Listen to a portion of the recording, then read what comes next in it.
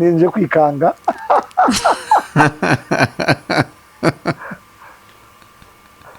So Gabi ndagarutse sanze ko zigitangaza. Nakoze igitangaza mvuze yego nari ngiye kubaza nk'uburyo urabona iyo si Amerika itandukanye na hano, hari uburyo bitandukanyemwo wenda undusha kuzumva cyangwa se kubimenya. Gerageza kuduhuriza, kudusanishiriza imyigishirize, imyizerere ya hano, noneho nkuko twumva mu bazungu ni abantu basa n'abasubiye inyuma kandi aribo batangije agakiza. Umuntu ugiye nko kwandika igitabo uyu munsi ku rugendo rwawe cyangwa se kuri Jani, titre y'ico gitabo yomera gute kandi kubera iki? Bwabaye ubwa mbere bwanje ndirira imbere ya mama umuntu w'umugabo, urabyumva nawe. Ariko yari amagambo aremereye. Cyambere cyandijije A world of stories.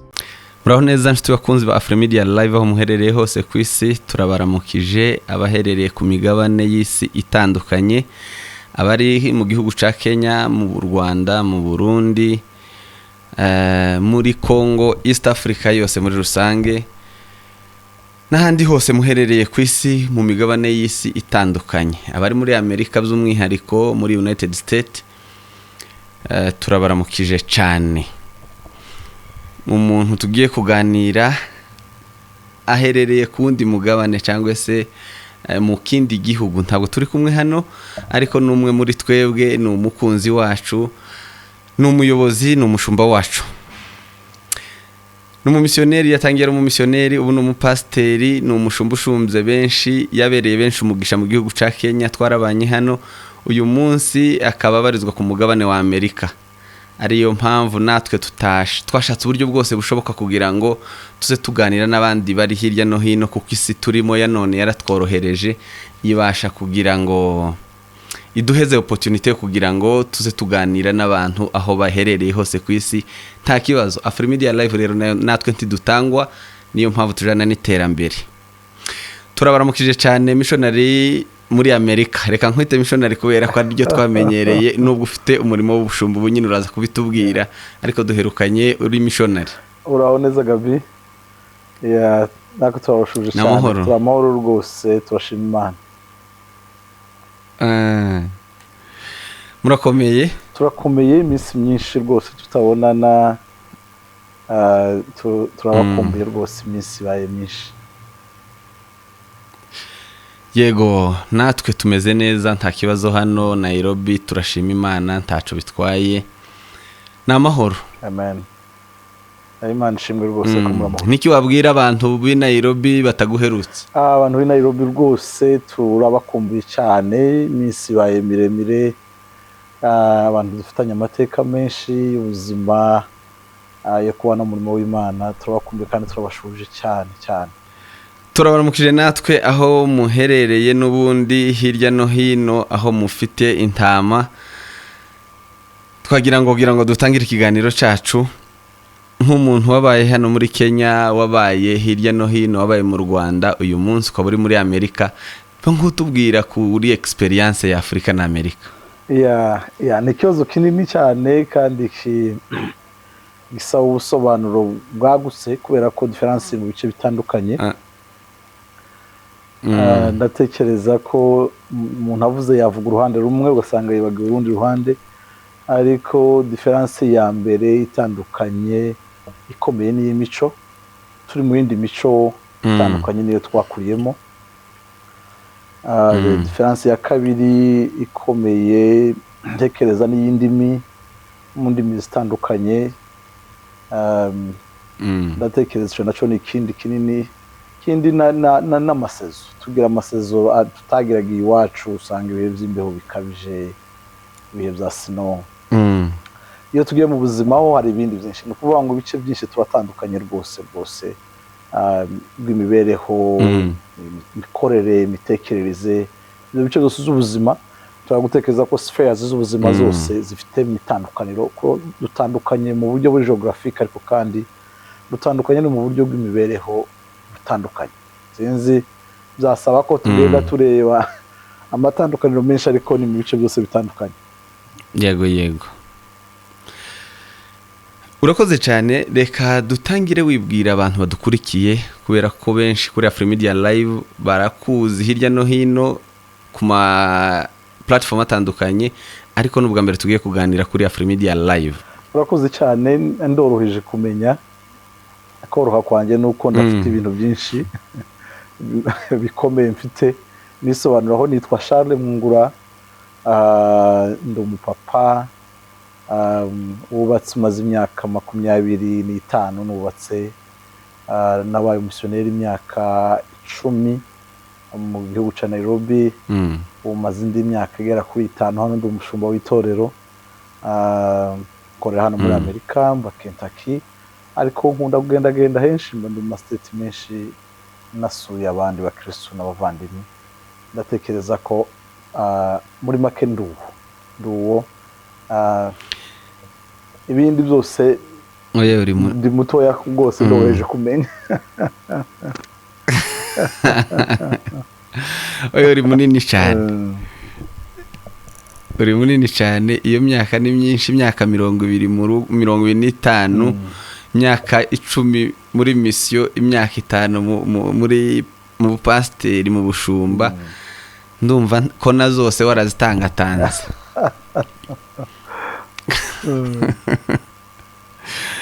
Yego dutangiye ikiganiro cyacu nka missionary. Ni ryari wamenye ko ugomba kuba missionary? Urakoze cyane.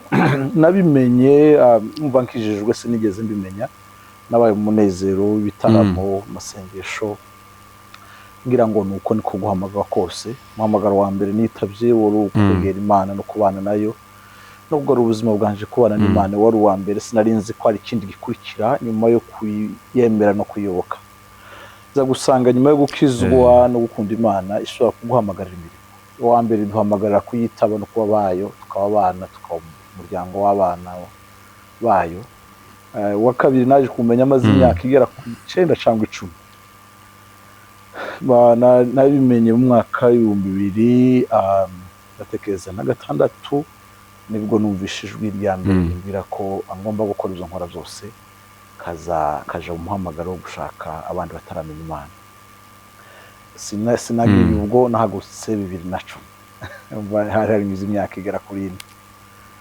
Abari bwo mpaguruka mbona kuza mu gihugu cya Kenya, mbanza kuja muri Northwest ya Kenya, jana n'umugabo w'umunoruveje witwa Svenunga 2010, tujana na Muzehe Simon Bishop, tujana mu gace ka Northwest ya Kenya, Marsabit, Moyale, kajya ka Ethiopia.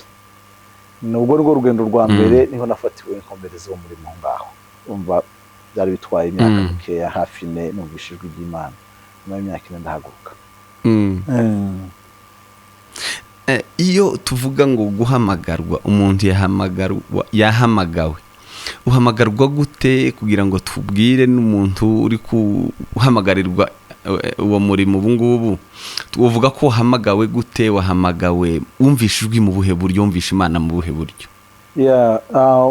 Imana ivugisha abantu mu buryo butandukanye. Reka ndeke kuja cyane mu busobanuro bw'ijwi, ariko ndavuga ico numvishije kugira ngo ntaja kubwira ibyo nsiga. Ariko Imana yagihamagara abantu mu buryo butandukanye. Yewe nari mu bihe byo gusenga no kwibaza icyo Imana ishaka kunkoresha. Muri ico gihe numvaga nzakorera Imana mu itorero, kayikorera nikorera ubundi buzima busanzwe. Nari mu niga economy muri kaminuza, numva ko nzarangiza nko mu economist, ngakora amafaranga, ariko nkavuga ubutumwa ko nakundaga Imana. Nyuma yaho mu 2006 narahanduka imirongo ndyamye saa 8 z'ijoro, nduse gusenga. Inzu twabagamo yagiraga kumba kamusengesho, numva ngiye gusenga mu cyumba cy'inzu. Senga saa 8 nibwo Imana yambwiye iryo jwi, irambwira ngo ukora ibyo ukora byose, ariko ndashaka gutuma uve muri ibi. Sinabyumva cyane, ndaceceka ngira ngo none natekereje uko ryari ijwi rivugiye muri nje ndaryandika. Ngo bice umunsi umwe ukeye, twari tugiye ahantu Kicukiro n'undi mushuti wanje baragiye gusura mukuru we. Nanze kuvuga izina ryo kugira ngo ataza kuvuga ko nta musabye uruhusha, ariko muramuzi kandi ndabizi ko azakurikira. Wasigaye ari Australia. twari tugiye gusura mukuru we ngo tugere ahantu mpura n'umuntu arampagarika arambwira ngo ari ibintu Imana yakubwiye kandi genda ubyubahe yashaka kugutuma ahantu iminsi mikeya we tuzasohoka gukora muri iki gihugu izagutuma muri East Africa ariko izabihaye gutegura gutuma ahandi sinabyumva ndamubwira ati se ndabwirwa n'iki ko ariyo arambwira ngo ikimenyetso ngo ufite aka notebook mu mufuka wawe aho ngaho ngo nijoro ngo waraye ukanditseho saa 8 ngo ayo magambo uvuze ngo ariko wanditse 3 arayavuga uwo twari kumwe arambwira ati nibyo ya kora ku mufuka nari nambaye umufuka wa koboyi kuramo ka notebook gatoya ka booklet gutyo nari kigafite ndangazwa n'umuntu tutaziranye tutabana icyo cari ikintu gikomeye ariko ntabwo Imana guhamagara mu buryo ngo rizo bituma sinahagurutse uko nakomeje kwinangira kuko bitari zoroshe nyuma ya 2010 nibwo naje guhaguruka mbona kwitaba umuhamagaro nabyo 2010 hari ukuntu nabyo Imana yasuye kugenda yagiye ivuga kenshi no kuvuga ngo ntiyavuze 2006 gusa ngo ceceke yagiye ivuga inshuro nyinshi hagati aho ariko umugoroba wa nyuma nari ahantu muri Foursquare ari habaye igiterane cyo gushima Imana ku mugabo umwe wari wararwaye baragusengera arakira musinza kuyobora ico gitaramo abizi ko ari abantu benshi ba muri Foursquare bashobora kuzabyiruka nyuma tuja muri kanisa abantu bararirimba baranezerwa alarme indirimbo ya Ben ivuga ngo mbwira Mana ndabikora ngo mbwira niteguye kubikora ngo mfukamye imbere yawe ntegereza ico mbwira umukobwa mudamu wayiteraga nzamwita umukobwa turabana hano n'ishuti yanjye yitwa Bitanga mukuru wa Chance benshi ndabati kumuzi yayiteraga mbona arapfukamye ararize avuze ngo Imana nivuga arabikora nibuka ko yambwiye inshuro nyinshi zirenga nyinshi kabisa ntekereza zirenga novuga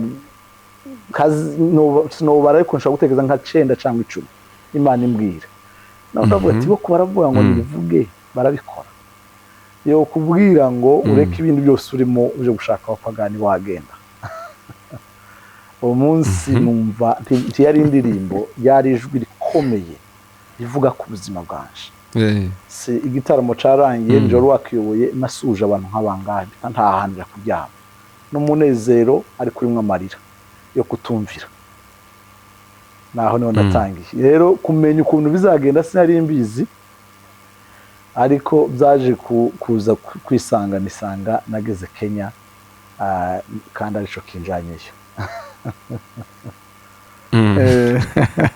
wow tusubiye inyuma buki wakijijwe ryari nakijijwe umwaka nahuyemo n'Imana neza umva tugira ibintu byinshi twagiye tubamo tukavuga ko ari ugukizwa ariko kutari ugukizwa ariko nje guhura n'Imana mu buryo bwihariye n'ibihumbi 2001 uretse kuba mu idini ariko uretse kuba wari usanzwe mu ikanisa narabatijwe mba mu makorari mba mu bintu bitandukanye ariko guhura na Yesu giti canje 2001 buriya udusangije ku buhamya bwawe utarakizwa wari muntu ki wakundaga gukora iki cyo mu bwana hanyuma se wakijijwe iki jewe rero ntandukanye n'abandi numva benshi bavuga nakuriye mu idini ariko ndakijijwe nakuriye mu idini ndakunda Imana tanubaha n'Imana nakuriye mu idini nyibamo kubw'itegeko ry'umuryango ariko nta nyota yayo nta n'urukundo rwabyo urukundo mvuga nta kintu conshishikaje ngo numve ko kinteye urukundo n'ibyishimo cya kabiri nta munezero wagakiza nagiraga abantu baranezerwa mu ikanisa nibaza ikintu cyabagize kuriya nka kibura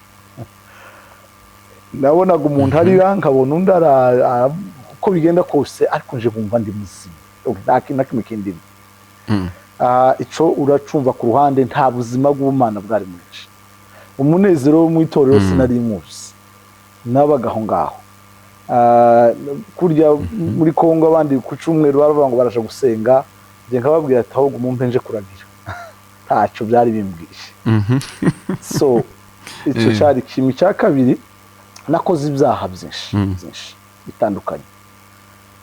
Icyo ntakoze n'icyo ntabonye. Icyo nza mbwira abantu iyo mbwiye icyo zavuze gusa ko tutakwibuka uri umunyabyaha kagira ku umunyabyaha ntabwo ari imbuto ntabwo ari imbuto z'icyaha. donc yari umusinzi yagiraga gutya ntabwo ati ibyo ntabyo sinabonaga inzoga iwacu ntazari zihari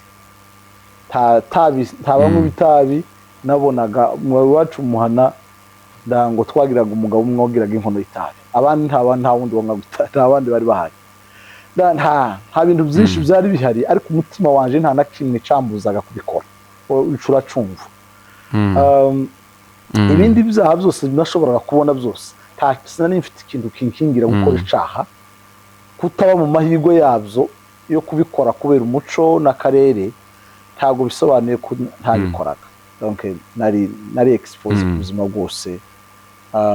Rero Imana iza kunkiza imara yanyota y'ibyisi byose nagiraga imara inyota y'ibindi byose natekerezaga pura nayo irankiza yaswimpa umunezero w'agakiza nahuye nayo mu buryo ndashobora kwibagirwa n'umunsi n'umwe. ico nico champion rwose. Buriya wovuga utubwiye nko mu buryo Imana iguhamagara ikubwira ngo kizwa uwo munsi byagenze gute niki cabaye kugira ngo kizwa? Iryo jwi ryumvise gute waryakiriye gute? Iryo jwi ryabaye maze amezi 3 ndishaka Imana n'igitangaza. Nari maze iminsi ndi umwana usa n'unaniranye mu muryango ufite umurongo wiwe. Cyo gihe hari umwana mubyara wanje yari yaje kubombora umukobwa hafi iwacu ndamuherekeza twara umukobwa aramubombora batashe barantenga mu kanisa. Urumva warabatijwe ariko urabona iwacu kuntu babigenzaga ariko sinari nzi ko ari n'icaha. Urumva ni bwa buzima bwo kutamenya ngo ari icaha nagiye gukora. Kavuga ati umuntu waje akambira ni muherekeze hariya nkamuherekeza agataha ikibazo kiri hehe.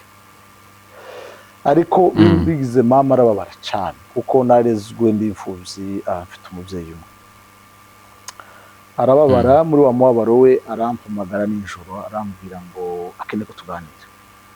Nari maze gukora amakosa nkangahe mu buzima aramukora ku mutima. Arampamagara nijoro arambwira ngo mfite akeneye ko tuganira mbere kuja kuryama. Iryo joro ndasigara aricara aranganiriza yari afite agakonike hagati haya sesa muziko urazibuka abakecuru iwacu ariko ashaka kunganiriza ibintu biri deep arangije biri seriye rwose.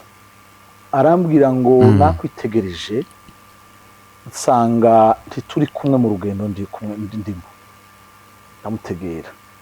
Icyakabiri nagira ngo kwibutsa ibintu bikeya ubitegere hanyuma ubwica ubitekerezaho cyangwa ugenda uzobitekerezaho uzigica uzambwira. Ati reka ngusubire mu mateka make yawe. Arambwira ngo iso yari umushumba hano kuri itorero yari umwarimu w'itorero akora aha yitavye Imana ariko aje kugenda yarambwiye ngo nzuzana abantu. Sinone nakwitegereje mbona sinzokujana bitewe n'imyitwarire yawe. Ariko ningereyo akambaza impamvu tutari kumwe nawe zamubwirira ijoro ngiye kuvugana nawe ko nakubwiye ibi. Bwabaye ubwa mbere bwanje ndirira imbere ya mama umuntu w'umugabo urabyumva nawe. Ariko yari amagambo aremereye. Cyambere cyandijije natangajwe n'ukuntu ndi kumwe nawe iwe yiteguye kuja mu ijuru kandi yiteguye no gutanga raporo y'ibyo yambwiye. Ijuru riba donc numva rirahari numva ubundi buzima burahari ari bumuhamenya. Arambwira ati kindi birashoboka ko isazombazaho nabasize. Ati nzamubwira ko nakubwiye ibi tiwabyumvira. Noneho numva we yagezeyo karatanga raporo y'aho abana basigaye. Muri ayo magambo ndayakurumva yambwiye byinshi ariko nasose imbere ye narize mara amezi 3 zanje nyuma y'ikanisi wacu kubwira Imana ngo nimba uriho uzonyihishurire naje nkomeye nimba ndagukeneye sinkeka kumva umukristo ngo mama yavuze keneye kukubona mu giti canje. muri ayo mezi 3 agiye kurangira ubwo hari mu kwezi kwa mbere muje kugeza mu kwezi kwa gatatu haba ihudumi wacu y'abaririmbyi bera ahantu aho basengeraga mu butayu. Ndavuga ati noneho ndagendayo kubera ko nari namaze gufata icemezo c'impinduka zishoboka. muri ya huduma nari kumwe n'abasore b'inshuti zanje mwasigara babiri bari Uganda nabo ndabizi ko bazabikurikirana. No ndababwira ati tugende tujyane, tisawa tugende dufata umwanya wo kwitunganya. Urumva iwacu wajaga nkaho gusenga ntiwagendaga gutya cyane mu butayu habaga hakomeye, turihana rwose. Tugezeyo rero naho Yesu yamfatiye. Yesu ansanga nahageze 3 numva ubuzima burahindutse, ariko aje kuba 9 za nijoro nuzura umwuka wera. Ubwo bwa mbere navuze ku ndimi, nibwo bwa mbere nja mu yindi dimension nagize fashwe 9 ngeza 11 ntaza hondi. Ariko icari giteye ubwo babo twari kumwe barampunze ngo narwaye baje kuzusa abantu mu rugo kuko ntibari bazi ko so ndabizi ko bazabikurikira abavandimwe basenga yumva umunyamahoro twari kumwe ategeko ndabiza n'abagabo abase batunze abo n'abantu bahari mvuga ayo mazina yabo kuko baribuka iryo joro umugoroba. Nuko niko byagenze. Unteye kugira ibibazo byinshi ntare nateganyije kukubaza, ariko reka mbivugeho kubera ko nibyo biri muri bimwe byugarije isi uyu munsi. Kurerwa n'umubyeyi umwe by'umwihariko w'umumama. Ubu nyine hari abasingo mada benshi, ababyeyi benshi niko bameze. Bimeze gute, bimera gute? Hari ikintu gikomeye kiremereye kubona umubyeyi umwe afite responsabilité zo kurera, agatanga ishusho y'umubyeyi w'umumama, agatanga n'ishusho y'umubyeyi w'umupapa, kuko ubuzima bw'umwana bukeneye izo nama zose. Bisaba ubutwari, bisaba imbaraga, bisaba ubwenge butandukanye, ndetse bisaba gukora birenze uko rusanzwe ukora, kuko tekereza ko mama yakoze ibirenze iby'umumama yakora, kubera ko yahagarara agatanga inama nk'umubyeyi nka papa, gasubira kandi akatwereka urukundo n'impuhwe ka mama. Zose biya bisabwa kubikenera. Abizi ko uba umupfakazi kenshi urashobora gusharira guhagarara mu ruhande rumwe, cyangwa urashobora kugira imbabazi nyinshi abana bagateta ntibagire uburere. Ariko urabona kubalansinga ibyo ni ubuzima bugoye. Kimwe gusa nizera nasanze ababyeyi b'abamama bagira imbaraga n'uwo kabaye imfubyi, yaba imfubyi y'umubyeyi w'umumama, kuko ngiramo experience nziza yo kuregwa n'umubyeyi w'umumama kuko ariwe nasigaranye, kuko sinzi urundi ruhande, ariko nduhamyamo ko ukiri kumwe na nyoko uko biri kose n'imbaraga zikomeye zigufasha gukura neza, uko nabonye urukundo ruhagije, nabonye imbabazi, ariko nabonye n'inama. Ari nguhere kuri izo gusa zonyine z'ubuzima bw'agakiza zose nazikuye kuri umubyeyi. Nabasubizamo imbaraga rwose ku babyeyi b'abapfakazi, isi ntirashira kuri bo. Imana yatwaye abagabo babo, yabahaye imbaraga zo gukunda z'imbabazi, irasubibaha imbaraga z'ubwenge, kuvuga ngo bakoresha amarangamutima agase bagakoresha n'ubwenge. Zose nico gisabwa cyane kurerwa n'umupfakazi. Hita ukomerezaho utubwira n'ubundi utanga inama no kumfubyi ku mwana wasigaye ari imfubyi. Izo challenges zirahari ubu nyine, nibo benshi bari bagorwa n'ubuzima aho hanze. Tukomeza experience y'umwana w'imfubyi wasigaye gutyo, yego warezwe na mama, iyo ni challenge y'umugore, ariko se nk'imfubyi noneho. Ku bana b'imfubyi ikintu nobabwira, ikintu cambere no kubaha pole, ikintu cambere nabo kwihanganishwa, uko umuntu wese yakuze yumva akagomba kugira ababyeyi bombi. Ariko cyakabiri, iyo umubyeyi umwe yamaze kugenda, ikintu cambere nza nizera ko bana b'imfubyi bagomba gutekereza bitandukanye n'abandi. Ku ijambo rya mbere, guhemuka kwabo no kutaba abana bagomba kubabo, habamo ishusho zitandukanye, habamo amazina atandukanye, habamo kugayisha nyina wakoze uko ashoboka kose agakora ku ruhande rwiwe, habaho kugaragaza ko atabonye uburere, niko babitekereza, kandi n'abana bafite base bashobora kubuko. ico ni ikindi kandi n'ibyiringiro nibo byiringiro mama waba afite. Ni ukuvuga ngo nyina Zarera akihangana ibishoboka byose ategereje hope ya nyuma ko babana bazakura bakaba abagabo. Ni ukuvuga ngo umwana ufite nyina na se hari igihe batamugiraho ibyiringiro byinshi, ariko umupfakazi azapfakara akanga gutaha akavuga ngo nzoguma nderaba kugeza babaye abagabo nabo bakambera abagabo bakandera bakazantunga. Tekereza disappointment, tekereza gucika intege no guhemuka ku muntu wakwihanganiye akavuga ngo nzapfe nabi ariko nzokurere kugeza nanje mbonye ubaye umugabo. Warangiza igihe ukabaye umugabo ukaba kandike gukoresha amagambo ya mabi ariko urabyumva ukaba gito. Ukaba gito. Iyo disappointment ubuciye umuntu intege wihanganye ubuzima bwe akifunga ibintu byose akemera imibabaro yose kandi akayibaha avuga ngo iminsi nsigaje ngomba kuzarera uyu nzobabare nzogogwe ariko nzageze uyu aba umugabo runaka. Rero ku bana b'imfubyi ntekereza ko gutekereza ubwo buryo bituma uvuga ngo nimba no kwihemukira singomba no guhemukira n'uyu muntu watanze ubuzima ku bwanje. Donc uzusanga mama wawe yaratanze ubuzima bwose kugira ngo ubeho. Ico nico no babwira rwose. Yego, ni ukuvuga ngo papa yabasize ungana gute? Jewe papa yapfuye mfite imyaka 5, nabwo nari nkiyangiza imyaka 5. 5 y'amavuko. Urabyumva ko yari 4 n'amezi kanga afarindwi gutyo. Buri hari experience yiwe ugira muri memoire, hari ubwo wigeze ukura ukumva hari ishusho y'ubuzi? Nibukaga utuntu duke cyane, duke rwose. Ayandi iyo umaze gukura kubera kumukubwira uzugira ngo warabyumvisha ariko utarabyumvisha.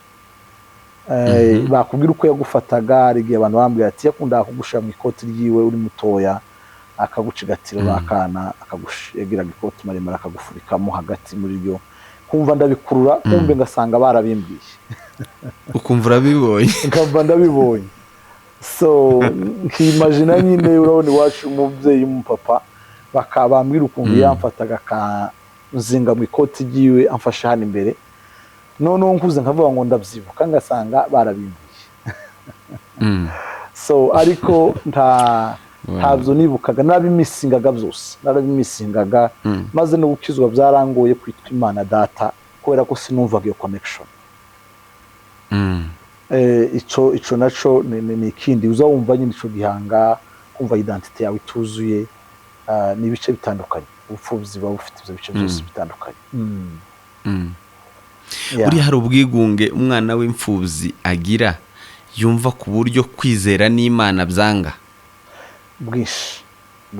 Cyo ntekereza n'ibyo byose narimvuze nakubwiye amateka nyahereye kure, uko kudakunda Imana no gutangira kuja mu makosa.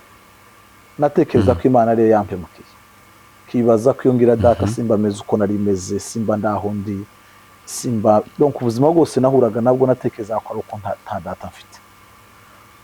Muri kwa buzima nkibaza Imana idukunda kandi bavuga ko data yayikoreraga kubera ko mutwara mu myaka mike atari umugabo ukuze umusore. So ubwo bushariri bujya butuma kenshi wumva nta rukundo rwayo ufite. Iyo utabaye maso Satani yakwibira mu bupfubyi akagushira kuri n'Imana. Hari n'igihe abantu bareba umuntu umwana yakoze amakosa kibarebe ngo se niki cyatumye akora ibi, ni ukwiyanga rimwe na rimwe. Asabwa kwegerwa akabarwa hafi kuko benshi bajanwa kure no kutamenya ko Imana bafite umugambi muri ubwo buzima bw'ubupfubyi. Reka tugaruke tukomeze muri topic y'uri uyu munsi y'uburyo wabaye washepinzwe n'ubwo buzima cyangwa se imibereho wagize mbere. Ariko duhite dusimbukira tugaruke Nairobi kubera ko niho ntekereza ko akazi kose urimo uyu munsi wagahereye. Ni iyi experience wibuka wagize ikomeye hano muri Nairobi? Nairobi mbafite amateka menshi meza n'ayandaremereye, ibintu byose byari bibi. Ariko reka mvuga meza kuko niyo menshi nibuka. Kawa nuja kumjana mu gice cy'ibindi biremereye, ariko amateka menshi meza nibuka Nairobi nagize umugisha Nairobi wo kubona umuntu wambereye umubyeyi mwiza mu buryo bw'umwuka twasenganye ibihe birebire twaganiriye ni ukuvuga ngo imyaka 10 namaze Nairobi nta muntu wanshakaga nta munsi wije ntari kumwe nawe Bishop Simon kuvuga ngo n'umudamu we yamuburaga yabagaze ko turi kumwe kuvuga ngo umwe yahamagara undi mu gitondo tugahura bukira imyaka 8 irashira naho nahagize ibihe ni ukuvuga ngo nabaye ku misozi y'amasengesho yose ya Kenya turi kumwe nawe nahagira ibihe byo gushaka Imana pastor kandi mpagira ibihe byo kubona umuntu akizwa niho hambere nabonye uje ahantu mwivuga buto umuntu wa mbere akihana wa kabiri akihana wa gatatu akihana hari igihe twajanye nawe akira abantu 120 kandi tukagenda ntimujana mu kavuga ngo ucaha nanje ncaha turaza guhura munsi ya kiriya giti uzanya abo abakijijwe aya mateka ntabwo nyibagirwa mu buzima donc nabonye Imana hindura ubuzima bw'umuntu nabonye umuntu ava mu mwijima umunsi umwe akinjira mu muco nabonye ubugingo tekereza ko ari umunsi nzahura n'abaturukana ngatangara hari umunsi nzohura n'abandi bantu twagiye tubwiriza bitari byo kuvuga ngo wabwije mu kanisa wagiye hari amafoto ngira muri biro yanje n'ubuhano taza nibagirwa umugabo umwe nasanze aho nari nsize uwacu yicaye ahantu ninjira nk'ahantu mu ruzitiro nje kumureba mubwira amakuru y'agakiza ntabwo yarazi bimubwiye akomeza kumbaza amakuru y'iryo juru nyuma y'ubuzima nimba dukijwe tukazaje mu ijuru mubwira ijuru tuzabamo mugerageza kumubwira imyumvire y'iteka twaganiraga muri uwo munezero mukomeje kumubwira gutyo arambwira ngo ndizera ngo ari ku iryo juru ngo byoshoboka ko njana n'abana ndamubwira ati rwose niba bizeye umwami Yesu ati hagarara buke mbere ku nsengero arirukaje kuzana abasore babo bari naho bari guhinga arabazana atamudusengera twese kubera ngo ntazobasiga ngira memoire ndamubwira ati yari nabo ndabanza mbasobanurire ariko abagabo baturukana barihahaza yiwe ni nkaho yarazi ko gusa upfe kumusengera abana bose barankurikira ndamubwira ati nabo n'ukwizera ku giti cyabo tangira kuganiriza abasore biwe bose barapfukama nza kubasengera nza kubazamukana tuzagura n'iwacu nza nibuka ibyo bihe kibuka bene mateka nza nibuka umudamu nasanze uwo mugoroba nyine nzamukanya bo nabwirije bakijije kugira ngo tubahuze bamenyane twabakuraga mu mirima twabasanga aho bari mu nzitiro zabo aho sanga hari umukecuru Muzee Simon arimo abwiriza yamunaniye pe yanze kwemera amubwira ibyiza byose by'ijuru ntiyabikunda amubwira ibyo agakiza byose ntiyabikunda bamare no mpageze ati mukecuru nta kintu na kimwe kimushishikaje kubijanye n'agakiza noneho mu kanya sinzi ukuntu yamubwiye ati nugera mu ijuru atuzaba inkumi naho mbona ko agakecuru gahinduka noneho atese nzasoma umukobwa ati neza umukecuru yamaze ati nsaba n'umusenyi kazambwira iwacu tutashi nazuka ejo atabaye umukobwa sinzi ko azosubira mu kanisa tugubwo icamukijije n'ibyiringiro byo kuba inkumi nuko eza nibuka utuntu twinshi muri iyo muvuga butumwa hamwe baga byiza akabamwe imiruha akabamwe imibabaro twaraye hanze twaraye munsi y'imodoka zapfuye za Kitale twabaye ahantu habi ku buzima bw'abandi ariko ndashima Imana ko ari n'amateka yose meza zanibuka yaho muri kintu yego iyo experience wagize muri Nairobi cyangwa se muri Kenya niki cyangwa se ni gute yagushepinze kuba uri uyu munsi n'inshingano urimo uyu munsi yanshepinze mu buryo butangaje tekereza ko abashumba bose bari mu buzima buguwe neza yabo banje ngo babe mu buzima nk'ubwo gushaka abapagani Nairobi yanteguye kudashaka itorero cyangwa kudakorera itorero kukeneye kugwiza abantu umubare w'abantu yaba ari umunini w'ikanisa ahubwo nkuko ukeneye kubona bakizwa. Nairobi yanshepinze kutita ku bindi amazina n'ibindi abantu bakorera, ahubwo kwita ku bugingo bw'umuntu, kuvuga ngo umutima wo guhinduka nkabaho ntekereza kubona umuntu ahindutse, kubona umuntu amenya Imana, aba ari umutwaro umwe mu gitondo na nimugoroba nabikuye Nairobi.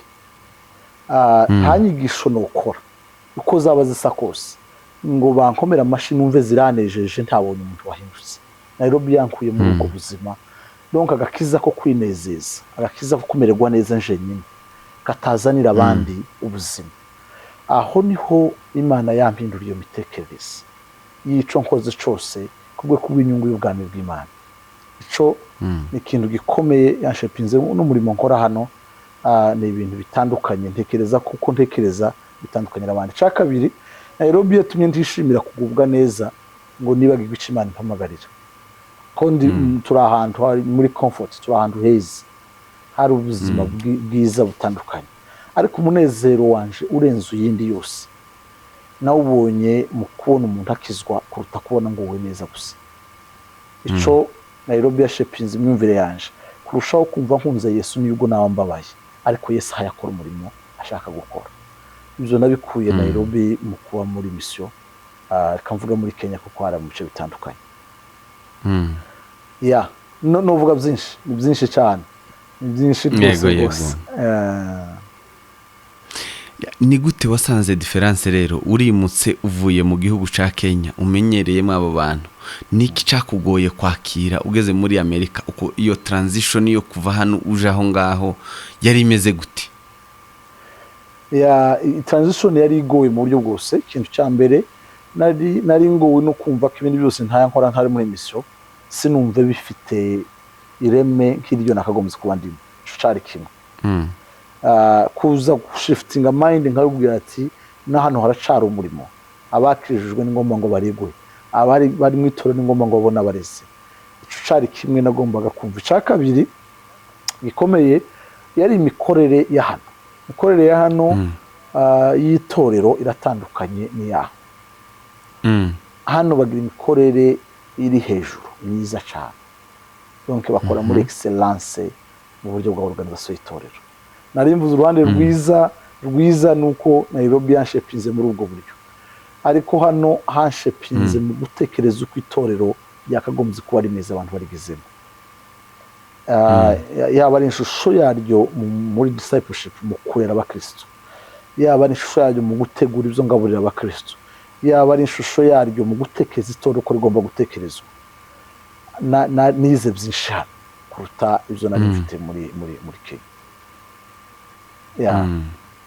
Ndabizi ko ndabivuga binyure hejuru, so zosaba yego nari ngiye kubaza nk'uburyo urabona iyo si Amerika itandukanye na hano, hari uburyo bitandukanyemwo wenda undusha kuzumva cyangwa se kubimenya.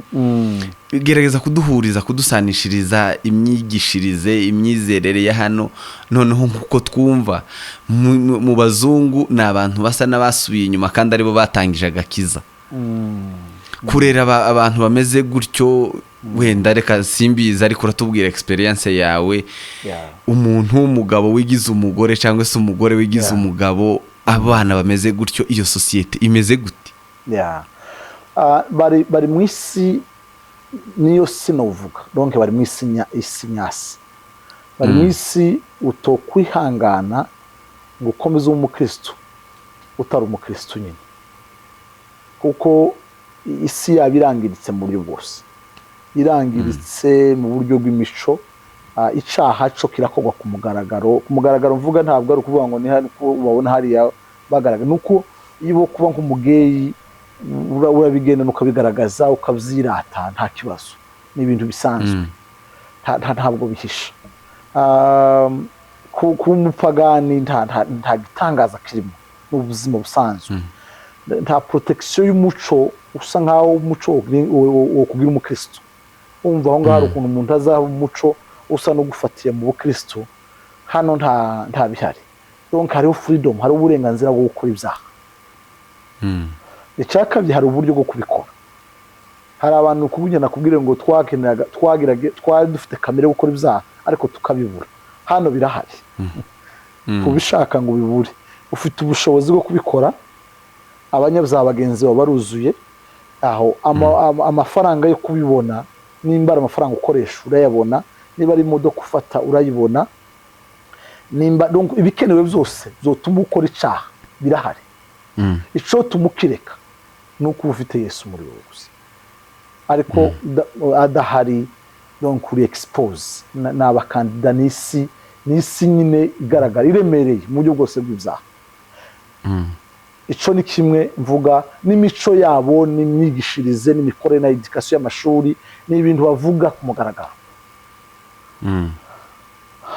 kuhaba rero bisaba kuba neza waramenye icyo no kuba warahisemo kuba ugomba kubaho nawe utabikoze urabiranga byakunda isi ya hano iragushira ku mugaragaro iraremereye ikindi uretse uburyo bw'ibyaha hari amahirwe uretse kuja mu byaha hari amahirwe yo gushaka ubuzima yotuma utabone udashaka Imana ni igihugu baguhemba amafaranga ni uko wakoze ukore nukora aya masaha turaguhembaye kandi barabwira ngo nuza no ku cyumweru tuzaguheza akubize kabiri ayo wari usanzwe ufata indi minsi nuza kuwa gatandatu donc izo zose baguha gifite ama option menshi akura abantu ku Mana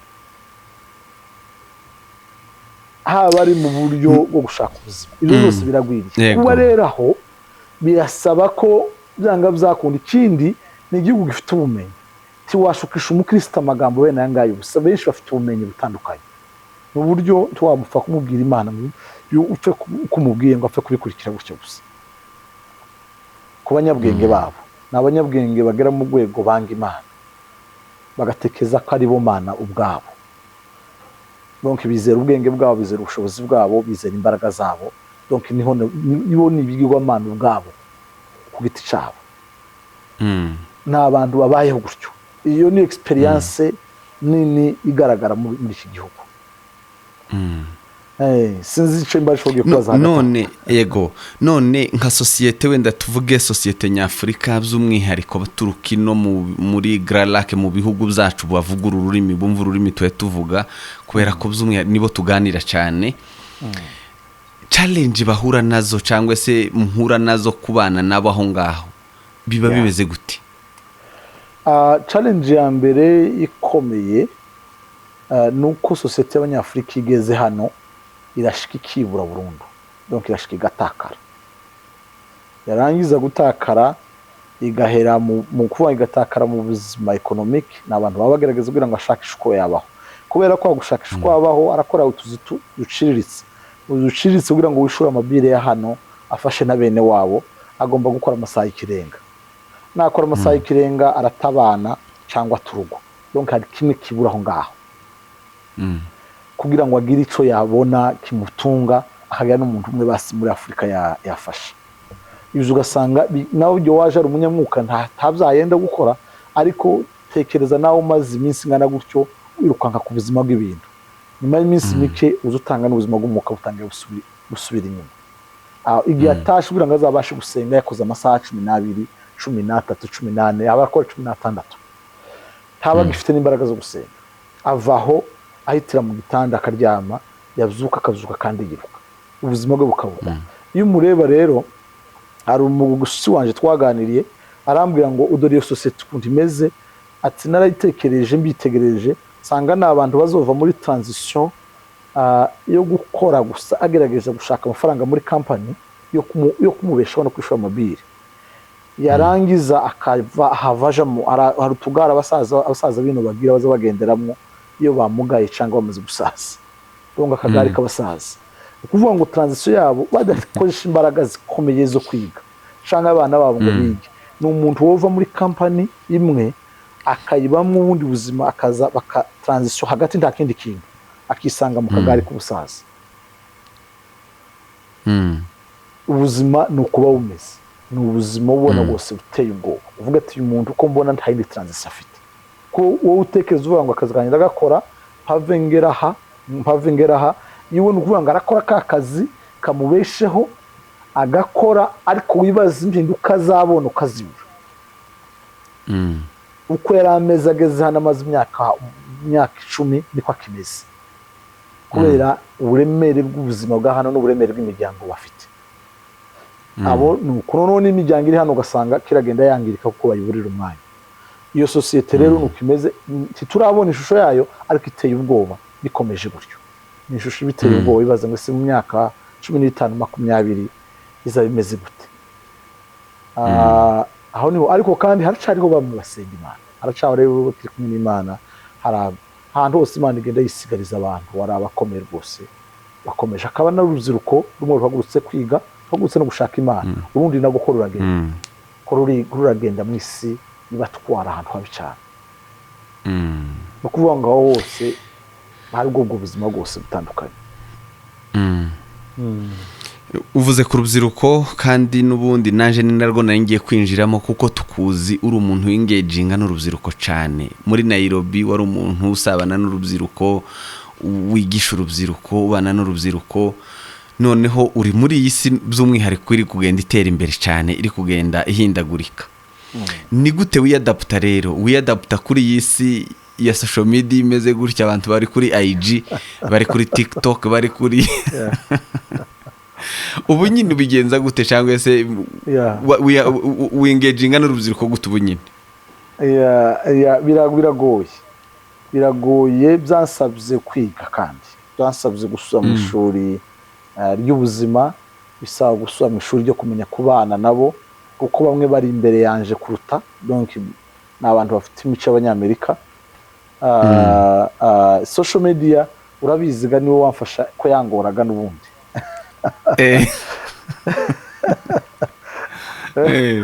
urabizi ko itari inyoroheye nagerageje ariko social media iza kunanira ikintu ca mbere gituma urubyiruko rwa hano rugoye ruri imbere mu buryo bwose ariko ntiwokwiruka kuri social media zabo ngo bishobore narasigaye social media ziransiga ariko ngira umugisha wo gerageza kubaba hafi donc nigira bega nukwemera kujana nabo ntabwo ngenda muri bo naza bibwira umusore umwe jobo ndavuga ati ntabwo nzanjana n'urubyiruko umuntu waje kubigisha nzanjana nabo ko waje kwigana hamwe nabo ivyo bigatuma abanyakomodatinga bakampa umwanya tukagendana muri ubwo buzima cyo ni kimwe cya kabiri nubwo bamba bafite kenshi ndagaragaza kwiyadapta kuri bo benshi tekereza ko n'ubu ufite benshi tujana nabo ni adapta gute tekereza ko gusigara ibyo wokora byose byiza ariko hanze ya trend hanze y'ibigezweho ta kamaro yo bigifite burya ibintu biza biba relevant biza bifite agaciro kazo iyo byakorewe mu gihe cyabyo ushobora kuba umugabo cyangwa umuntu ufite ibintu ubutunzi bwinshi ushaka kuvuga ariko ukabugira nyuma y'igihe cyangwa mbere y'igihe nta kamaro bigira abari mu gihe so bitekereza muri context yo kuvuga ngo ibyo naba mfite gutanga byose niyo bitajanye na trend ihari nta kamaro bifite nubwo byaba ari byiza so bigatuma ashiramo imbaraga nyinshi kugira ngo ndasigare inyuma y'igihe kuko ndagomba gukora mu gihe cyabo so ndarwana gerageza ntekereza ko ndi kumwe na benshi sindagera kuri bose ariko ndi kumwe na benshi yeah ugira TikTok ntayo ngira niho nkoreka ko nasigaye TikTok ntayo ngira Snapchat ntayo ngira yeah kuko urubyiruko ubu nyine yes rugeze kuri TikTok niho rutuye urubwiriza gute rero ubwira abo bantu gute mubabwiriza gute wenda urasubiriza n'abandi bashumba kuko we wakoze wemeye ko tuganira gutya hari abo umuntu agitumira no kuri media gutya kikaba ikibazo ntibemere yuko ubu nyine abakristo bose bari ku matelefone bari ku mateleviziyo ku makompyuta yabo kuruta uko bari mu makanisa araspendinga amasaha 2 cyangwa 3 mu ikanisa ariko yindi minsi yose ari kuri telefone by'umwihariko kuri bagenzi bawe rero bavuga butumwa niye nama watanga kugira ngo bahugukire kuja kuri izi platform kugira ngo niho abantu bari kuko niho abantu bari koko wow reka nkubwira ibi kugira ndatekereza ko biza gufasha cyane abantu benshi uriyangana ndakoresha indimi zitandukanye amagambo amwe sinayabona muri context y'ururimi rwacu ubu turi muco twita global community donc community ntabwo ari nge na urituye muri Amerika, mbana n'abari mu isi ya social media. Ubu social media ntabwo ari umitekereza za platform, ni abantu batuye banze ubyumve gutyo. So isi kirimuka iva muri physical geographical places, donc places zitandukanye tubamo, ikaja muri social media. Aho rero bigaforminga ico bahabita ubunyine mu isi ya none ngo ni global community. Donc nk'abaturanyi bahari batabana burya physically ariko tubana kuri zira social media. Nono ndaguzura byumva. Donc isi community dutuye mu muhana w'iwacu, agace k'iwacu umuhana mbese umuhana dutuyemo no kuri internet ndagira ngo byumve kuko nashatse terme kugira ngo tuze kumva ico kwera ko ntazi audience yawe uri hangana niyo mpamvu tugerageza kwivanga gutya. Urumva rero nimba abantu isi ya muvinze turi muri global community wowe ugasigara. Hari umushuti wanje twavuganye ejo wundi ico kintu arantangaza, arambwira ati nimba tutimutse, niba tutemera kumuvinga tuje muri global community, tuzisanga dusigaye mu matongo. Uraba usanga abantu barimutse bose ugasanga usigaye mu matongo. Ni ukuvuga ngo isi igiye gusigara ari amatongo. Ni isi ngiyi ya virtue, ni isi ngiyi ya traditional, isanzwe kubamwo, kuvaho nkaje kukubona ari uko ngeze iwawe, ntaguhamagaye kuri telefone. Donc ubwo buzima isi cakabiri abantu bose niba bagiye ugasigara, ngaho imagine aho uzawusigaye. Aho rero ya mfatiye context rwose ako kantu gasubiremo kabisa. Donc kutimuka ubunyine ngo tumenye aho abantu baba, aho bimukiye. Isi iri muri global community. Niba utagiye muri global community, aho usigaye mu myaka mike uzisanga usigaye mu matongo abantu barimutse. Ico ni kimwe ubyumve muri iyo context. Cyakabiri gikomeye kandi ntekereza ko abantu benshi bagomba gutekerezaho, niba uri umuntu uhamagarirwa abantu ugomba kuba hari abantu. Niba uri n'umuntu utegereza kugira influence ku buzima bw'umuntu cyo bugira hanze yiwe, ububaha nihe haba nanjye mpabe kugira ngo mugireho impinduka. Ndashaka ko nanga gukuvanga indimi ariko ngasanga byanze ico. Ugasanga rero nta buryo byanga byakunda wazagira ubuzima bw'umuntu uhindura utabaye haba ngo bane nawe. Abantu bakentekereza Imana yaba yarankoresheje kubona impinduka zabo, sabanyumvishe gusa ndi kubwiriza nkiriye. N'abantu twicaranye, n'abantu twabanye, n'abantu twagendanye, n'abantu batambwirwa amakuru banzi nka kujya uvuga mu gitondo ndakuzi, mugoroba ndakuza aya masaha. Uwo muntu ahindurwa nico kuko isi ya distance irabesha. Ariko wimutse ukabana n'umuntu muri yasi, arakubona neza, akakumenya, akubwira icizere, akagutrustinga, akubwira ukuri kubera ko akuzi. Rero ubu nyine umuntu utari muri iyo si aba yarasigaye mu buryo nta muntu wahindura. Biragoye guhindura abantu utabana nabo. Ibyo rero naco nindi mpamvu ya kabiri isabwa ko umuntu wese ufite umuhamagaro ntabwo tugomba kuzijaho kubera ko tuzishaka, tuzijaho kubera ko ari abantu bari.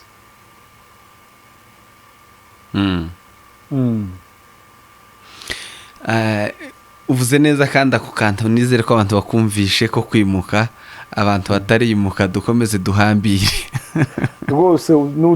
Nutihuta uzosanga uri mu matongo kandi uzi ko amatongo azatera ubwoba. Izo si rero, izo si zombi zimeze gutya kuziconnectinga. Ni gute umuntu yo connecting isi ya digital ya media iri kuri media n'iyi si yindi isanzwe, kuko biragoye kuyibelivinga no kuyizera kwiririyo. Kimwe cyo mvuga isi ya media ya digital biragoye kuyizera kwihari, ariko already rahari. Utabizi arebere ku bana babana, arebere ku muryango wabana, musigaye mwicarana muticaranye, ukibaza yabo kubaje inshuti zawe nyinshi kuri icaro yawe, ari guseka kandi yicaye wenyine. Araseka yicaye wenyine, ahubwo ati urihe ninde muri guseka? Uwo muntu bari guseka nawe arahari. Ntabwo ari ikintu gusa imagine, ni umuntu wiyo person uhari. Abantu bavugana nabo baravugana umwanya muremure, baramenyana umwanya muremure, donc baraziranye mu buryo bwose bwimbitse. Ni inshuti. Ubu no kubwira ngo inshuti ugira kuri social media ntabwo zingana n'abo usigaranye mu buzima busanzwe. Ubu ngubu ni ukubwira ngo kuri iyo channel yawe ufite inshuti zawe, ufite abantu bangana gute, abo nibo bantu. Ufite inshuti kuri Instagram, ufite kuri TikTok, uzifite ku zindi platform. Ngira inshuti nubwo naje ndakoresha izo zose, ngira izindi nkoresha zitandukanye. Numva ko nyine ari abantu tuziranye tuganira nabo. Ubu inshuti dusigaranye zimwe nizo ngizo.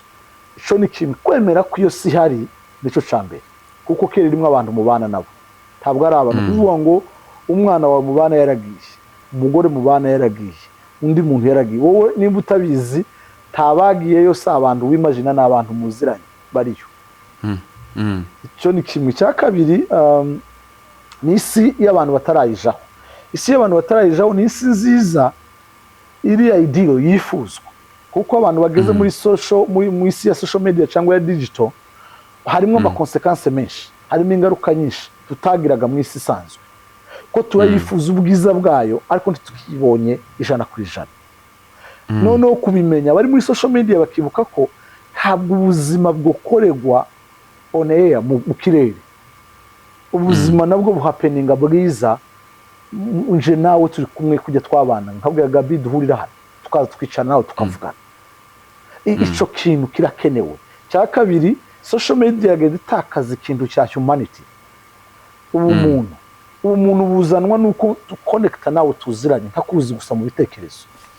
Donc humanism murayumva, umutima w'impuhwe, umutima w'imbabazi, donc ngumva mbana nawe. Ibyo bizanwa nuko harimo connection y'ukuri yo kubana nawe, tuzeranye atari ukubeshanya kuri social media. Ibyo nabyo bigenda birangira. Ikindi, social media iragenda izana nayo aspect yo kuba isolated, kuba wenyine ukandi uzi ngubana n'abantu. Uzo ugasanga bifite ama depression menshi, ama frustration menshi, abantu bafite ibibazo byinshi batagiye bahura nabyo kubera isi nayo ntabwo ari safe. Ni ngombwa ko tuyibamwo ariko tudatakaje isi yindi y'ubuzima busanzwe. Ngerageje kuzikombina, kuyimuke ariko utagiye burundu ngo usize isi nyayo. Nerutse kubona ejo bundi mu Bwongereza hari umukobwa bafatiye kuri internet cyangwa se bafashe ku ngufu online kuri internet. Wenda nica bwari bubaye bwa mbere kigiye mu mategeko y'Ubwongereza kumuvuga ngo umuntu yafashwe ku ngufu kuri VR mu buryo butagaragara, abantu batari kumwe. Ariko nyine kuri uburyo bwa digital isi turimwo byarabaye. Ariko uyu munsi wenda reka tuvuge ko societe yacu ntibirabasha kugera kuri urwo rwego, ariko hari ibindi byaha byinshi biri gukorwa n'urubyiruko kuri internet. Sinzi nimba nk'abashumba mumenya ko ibyo bintu bihari, mu bipanga ku preventinga gute, ni gute mu byitwaramo? Nisi komeye kandi ihari. Ico nico cambere twumvikanye. Icyakabiri ikorerwaho ibyaha birenze ibyo twigeze tubona mu buzima. Donc ibyaha byose abantu batatekereje bikorerwa muri iyo si. Kuko umuntu nyawe ntabwo ari umuntu uri physical, umuntu nyawe n'ubitekerezo. So iyo si rero tuyihuriramo tugahishamo ibitekerezo byacu n'ubwenge bwacu n'amagambo n'ubuzima. Nk'itorero ni ikintu kigoye kuko isize abantu benshi mu buryo butandukanye, kugeza ku muryango, kugeza ku bana dufite n'ibindi bitandukanye. Bose bari iyo ngiyo, ariko control yayo abantu ntibayifite. Usanga nise abantu batariga ngo ni gute tuyikontrol. Kubu ngubu abana banje nibo ubushize nibo barimo bambwiye kuko nabakuye kuri social media ntibareba ntibakunda kureba ibintu byose, nta televiziyo nta kibabareba. Noneho bakambwira ngo ese nabahaye bakareba ngo bakanshiriramo parent control. Parent control ni apps zikontrol ico baba bakora zose kuri social media. Jewe nkabakomeza control. Noneho nkabasenga ngo ati murazimshiriramwo arizo ziba control. Donc wawundi waje kurinda ni wawo kubwira uko umurinda.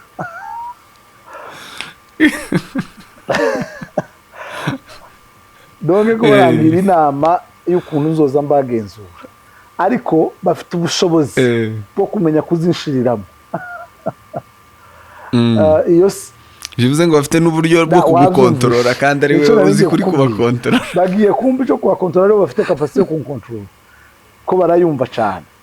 Bisabwa ko ari abashumba nk'ababyeyi barera abantu mu buryo bw'umwuka bamenye iyo si bakamenya uko bafasha abakristo.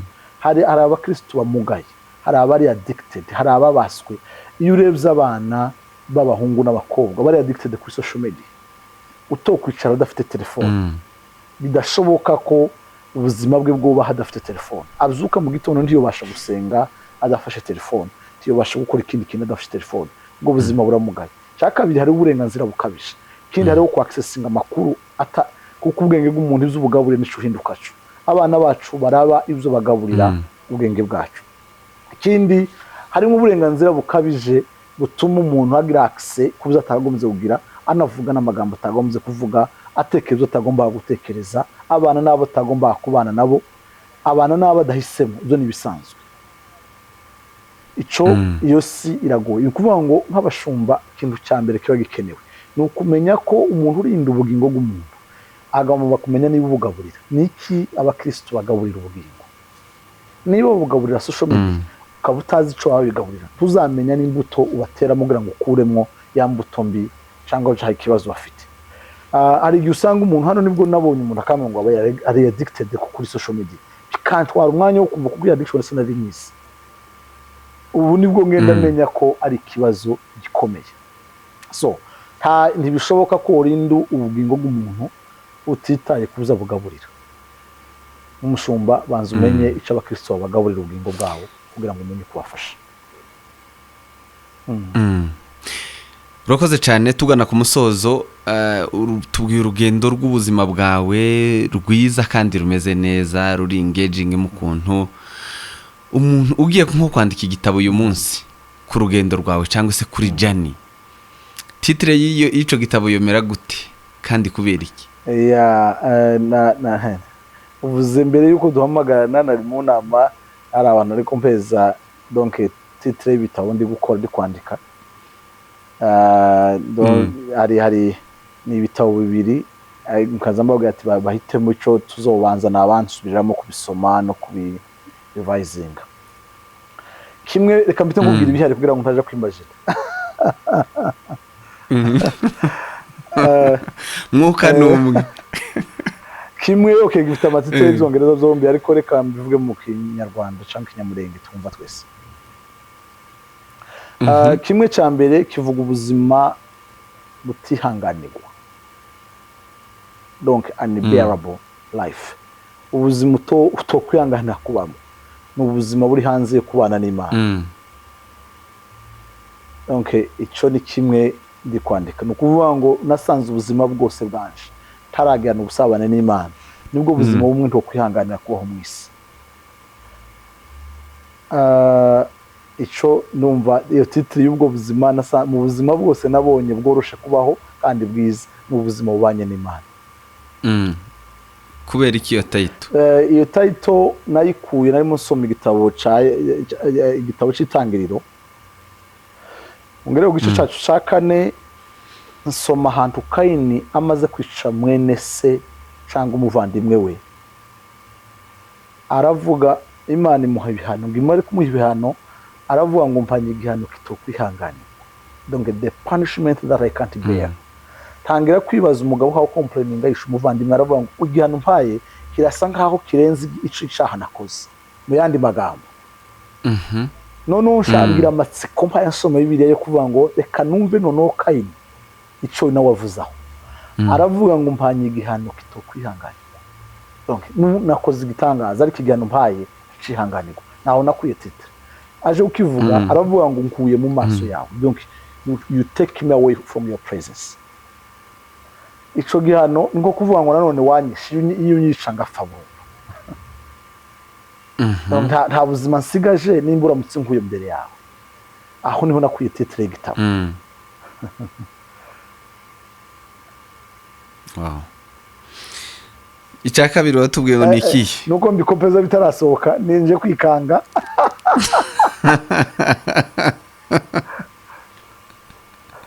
So Gabi, ndagarutse nsanze ko zigitangaza nakoze igitangaza mvuze igitabo ukubundi yo gisohora ni mwuka wera wabikoze kubera ko ico kibazo ntitwara twakivuganye ukubundi yo gisohora you never know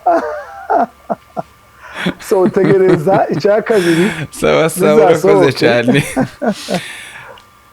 ya turi muri iyi si nanone reka nivugire gutya muri ya global community usanga umuntu ari gutereta muri Amerika ubu nyine hariyo misconception imyumvire itari imwe turabyumva neza izo ngo zirubakika ku bwinshi z'abantu bari muri Amerika n'abari muri Afurika bari mu Burayi no muri Afurika hirya no hino ku isi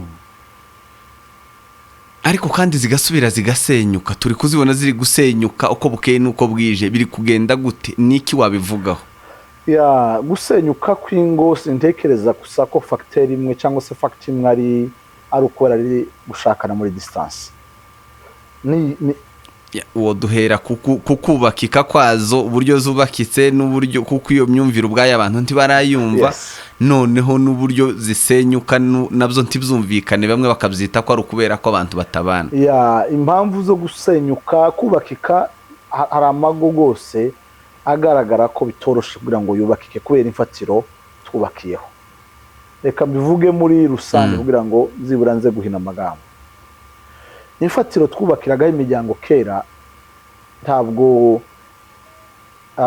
hope kunyumva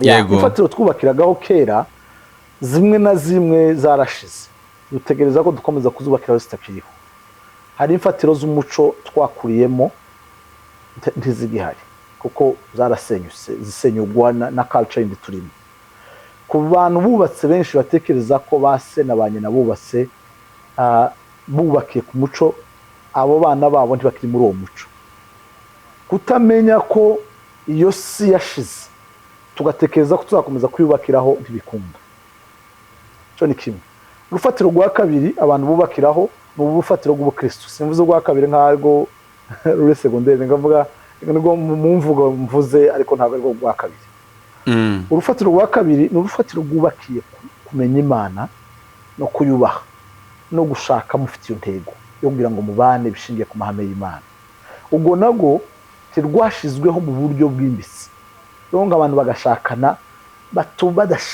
badahujije rwose uko kwizera badashingiye kuri urufatiro rw'Imana rero kubw'umuco nta rugihari ubw'Imana nago tiruri deep tirwimbitse ta foundation ihagaragara y'urufatiro rwubakiye ku Mana bashizemo izo zombi nimba zidahari kuramba kwayo mago waba muri distance cyangwa mwari muri kumwe ntabyo mbona biragoye so yaba ari itorero yaba ari ubuzima bw'abashakana tibashira imfatiro zikomeye ngo abantu bashake ku rufatiro rw'agakiza ukomeye rwo kumenya Imana donc urufatiro rwo kumenya Imana rwakagombye kuba rukomeye cya kabiri urufatiro rwa kabiri ni urufatiro rw'umuco nago rwanyaganyizwe n'iki dutuyemo umuco warashize izo mfatiro zombi nimba zidakomeye mwitegure ko amago yasenyuka yaba ari muri distance cyangwa barashakanye bari kumwe wababwira iki ababyeyi batarumva ko umwana yotereta umukobwa uri muri Afurika undi agatereta umukobwa uri muri Amerika bidafite ico byangije ndatekereza ko nibyo twavuganye kare isi yamaze kubaho no kuyemera ahubwo tukiga kuyibamo tukayibanamo n'abana bacu cyangwa mbere no kwemera ko abana bacu bizo barimo tubana nabo tukamenya ko bavugana nabo n'ibindi bintu bitandukanye tubasha kuzumva cya kabiri ni ukumenya ko umuhungu cyangwa umukobwa bavugana ntabwo kumumenya gusa ari ukumubona buryo buri physical cyo ni kimwe igikomeye n'isi ibitekerezo kuko isi kumenya umuntu bahana ibitekerezo umuntu baganira akamwumva uwo muntu arahari kandi aramwumva kuko kumenya umuntu nyakuri so kumubona bigufasha kutabona ko afite ubumuga cyangwa buri physical bugaragara cyangwa ukamenya uko asa ko ari kwasa ariko kumumenya nyako no kumenya ingeso ziwe no kumenya n'imitekerereze yiwe ibyo rero birashoboka ko ubyiga ukabibona ukoresheje kuko isi nta muntu utakigaragara umuntu wese wo mumenya hari cyane cyane ukoresha ibitekerezo no kumenya uko abayeho mu buzima busanzwe urebye uyu munsi nk'isi we wakuriyemo ni abantu wenda ntekereza bari mu myaka 40 ubu nyine bakuriye mu isi babona umugeni aje gusabwa babanza kubaza ababyeyi bakakurikirana ibisekuruza bakagira gute murabona iyo si ishoboka uyu munsi tubigize nk'ubushake ushoboka ariko deje ubushake ni bukeya kubera ko generation ihayivuka ntabwo ibyumva iyi si izogorana izaba iremereye kuko abo tuvugana nabo ntibarumva agaciro ko kumenya ko wowe nyakuri atari wowe kumbona Gabi ari we ugizwe n'aho akomoka ugizwe n'aho yarerewe ugizwe n'ababyeyi bamureze donc environment twakuriyemo n'abatureze bagira ibice binini by'ubuzima bwacu so kumenya ababyeyi ntabwo ari ikindi ni ugushaka kumenya isoko y'uriwe donc isoko y'imitekerereze y'imibanire y'umuco y'imigendere ndetse n'amadesi ufata buri munsi akomoka kuko warezwe n'aho warerewe so ibyo rero biratugize wabyanga cyangwa wabikunda so kubimenya kubuzira uko ngo bamenye ngo umuntu ntagizwe nuko muvuganye ubwiticiwe mureba hatuye reba bamureze reba bamuzengurutse reba hakomoka izo zose ntabwo ari ukushaka kumenya se ngo ise ntaca ntwara ariko hari isano bifitanye donc uburere n'ubuzima bwiwe ibyo byari bikwiriye ariko biragoye kuko ibo ntibumva agaciro kabyo urakoze cyane reka tugane ku musozo kubera challenge y'amasaha mwebwe mwari mudukurikiye reka tubashimire cyane kubw'umwanya wanyu kubwo kubana natwe kubwo kugira ngo dukomeze tuganira twarimo tuganira na Pastor Mwungura ni mazina yanje turizera neza ko mubashije kugira ibyo mwungukira muri iki kiganiro nawe Pastor tugushimira cyane wewe wemeye kubana natwe kugira ngo usangize abakunzi ba Free Media byinshi bikugize mu bitekerezo byawe tuzagenda tuganira kenshi kubera ko isi ya none global community yamaze kutwemerera turi mu isi y'umudugudu umwe kandi ya Free Media live natwe twateyemo ikirenge kugira ngo tubashe kuyituramo turizera ko itazaba challenge tena ijambo rimwe rero kugira ngo usoze nimba hari ico wumva waba usigaranye kugira ngo usangize abakunzi ba Free Media ubasezeraho n'ubundi kugira ngo tuzosubire ubutaha bakoze cyane Gabi kongera kuduhuza n'abantu tukizime sudahura ngo twabivuze twongeye gusuza cyane abantu ba Nairobi n'inshuti zitandukanye zizadukurikira twishimiye kandi kubumva turabazirikana kubo tuziranye cyane kandi dushima namwe ko mwatuzirikanye sawa mugisha yego murakoze cyane Imana ibagirire neza